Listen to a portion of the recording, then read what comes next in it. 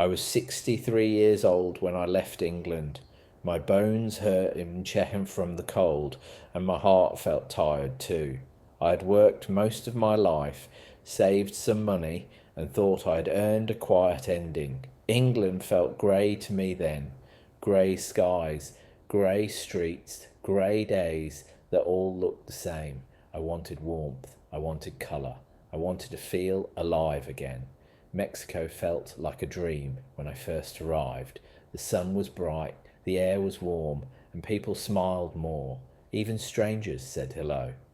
I rented a small house with white walls and a red roof. It wasn't fancy, but it felt free. I told myself this was a new chapter, maybe the last one, but a good one. That's when I met her. She was 24 years old, young enough to be my daughter, and I knew that right away. She worked at a small shop near the market. She had dark hair, kind eyes, and a laugh that made people turn around. She talked fast and used her hands when she spoke. I barely understood her English, and she barely understood my Spanish, but somehow we understood each other anyway. At first, it was just company. She helped me learn the language. I helped her with bills and papers. We drank coffee in the mornings and talked about simple things. She made me feel seen again. Not old, not forgotten, just human. People warned me. Friends back home said I was being foolish. They said she wanted my money. They said love didn't look like that. I didn't listen. When you're lonely long enough, kindness feels like love. Hope feels like truth. I told myself age was just a number. I told myself we were both adults. I told myself I was lucky.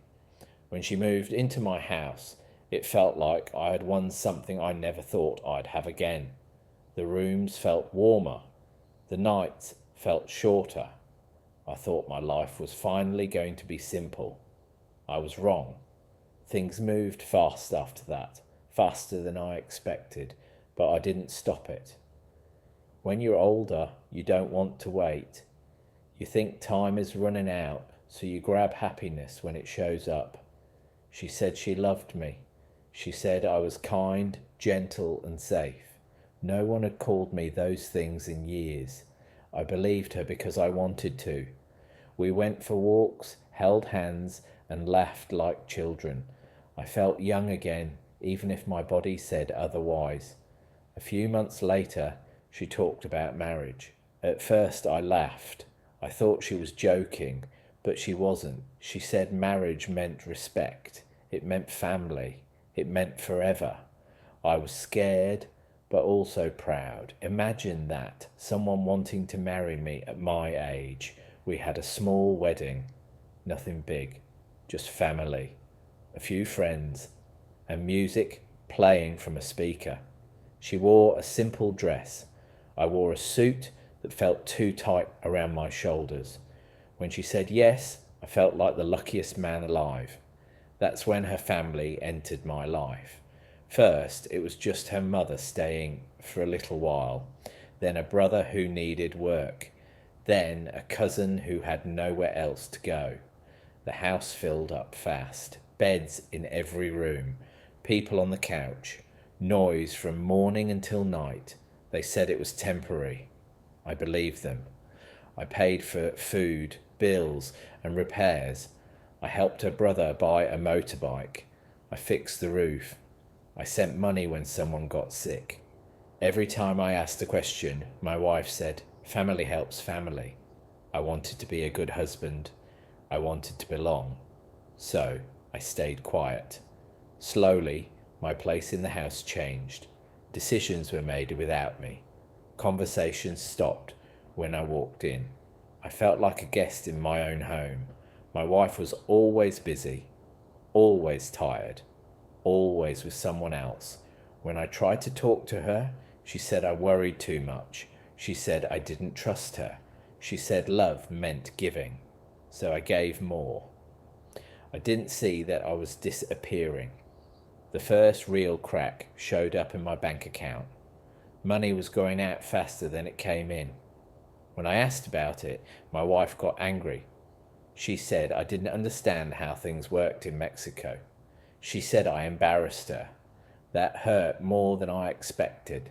I started feeling small, old, like I was in the way. Her family treated me politely, but cold. They spoke around me, not to me. I didn't know what they said, but I knew it wasn't good. Then the fights began. They weren't loud at first, just sharp words, long silences, doors closing too hard. She stopped wearing her ring. She slept facing the wall. When I asked if she still loved me, she rolled her eyes. One night, I heard her talking to someone on the phone, laughing the way she used to laugh with me. When I asked who it was, she said I was being jealous and stupid. I felt ashamed. Her family stayed longer. More people came. I stopped recognizing my own house. My chair was gone. My things were moved. I asked where my papers were, and no one knew. That's when fear set in. I talked to a lawyer. He spoke fast and asked for money. I didn't have much left. My wife found out and screamed at me. She said I was trying to destroy her family. She said I was selfish. The next week, she left, took clothes, papers, and cash. Her family followed. The house went quiet in one day. Too quiet. I sat on the floor and cried. Not like a man should, but like a child who lost his way.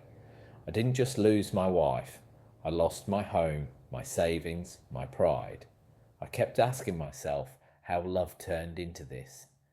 I never found the answer. The months after were the hardest of my life. Bills showed up I didn't understand.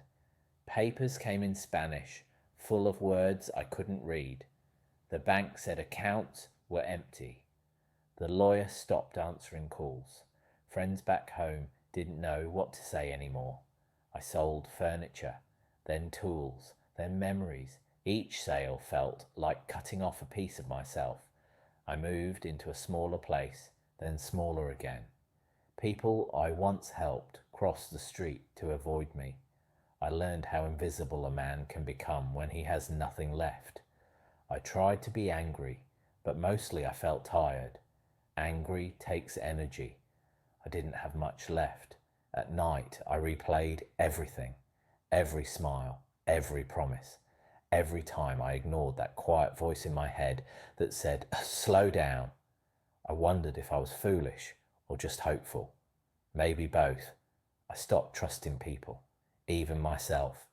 I stopped making plans. Each day was about getting through the next. Sometimes I thought about going back to England, but pride stopped me. How do you go home with empty hands and a broken heart? I stayed. Time passed, like it always does. I started working small jobs, fixing things, painting walls, carrying boxes. My body complained, but I needed to feel useful. I met others like me, men who lost love, money, or both. We didn't talk much, but we understood each other. One day, I saw her in the market. She was with someone else, younger than me, stronger. She didn't see me, and I was glad. That's when I understood something important. Love shouldn't cost you your voice. Love shouldn't make you afraid to ask questions. Love doesn't rush you when your heart isn't ready. I wasn't wrong to love, but I was wrong to ignore myself. I forgave her, not because she deserved it, but because I needed peace. Carrying hate is heavy, and I had carried enough. I'm older now, poorer, quieter, but wiser. I live simply. A small room, a fan, a cup of tea in the morning. I watch the sun rise and set. I've learned that losing everything doesn't mean losing who you are. I still believe in love, just not blind love. If someone hears my story, I hope they listen. Not with fear, but with care. Age doesn't protect you from heartbreak. Loneliness can be louder than logic. But even after all this, I'm still here, and that means something.